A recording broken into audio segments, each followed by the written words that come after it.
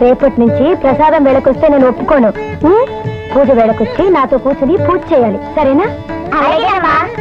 చూసావా బాబు, చూసావా? నా కన్న కూతురు బిడ్డల వాళ్ళు ఎవరినో పట్టుకుని అమ్మ అమ్మ అని పిలుస్తుంటే నా గుండె తట్టుకోలేకపోతుంది. అన్నపూర్ణమ్మ గారు, బాబు మీ కూతురు బిడ్డలు ఆవిడని అమ్మా అని పిలుస్తున్నారు అంటే రాధిక ఆశీస్సులు ఆవిడికి లభించాయన్నమాట. ఇంకా అంటారేమిటండి? నోరు మూసు మూల కూర్చోండి, వెళ్ళండి. బాబు ప్రసాదం తీసుకో. అరే గురువు గారా, ఎప్పుడు వచ్చారు గురుగారు?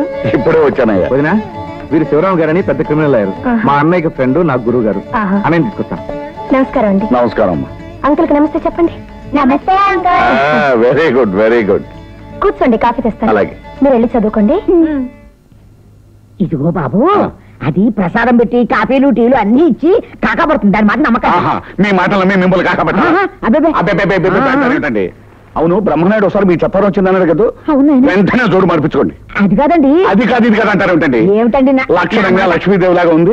మీ అమ్మాయి బిడ్డల్ని తన సొంత బిడ్డలుగా చూసుకుంటుంటే సంతోషించడానికి పోయి ఊహ పొలంగా చెప్తున్నారు. వెళ్ళి వెళ్ళి కూర్చోండి. పడిపోయాడు.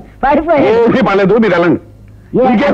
చూడండి, నా మాటలు మీకు వెళ్ళండి. ఇదిగో చూడండి, చూడండి బాబు, మీరు మరొకసారి మిమ్మల్ని పిలిపించి మాట్లాడతాను. అర్థమైపోయింది, వెళ్ళండి.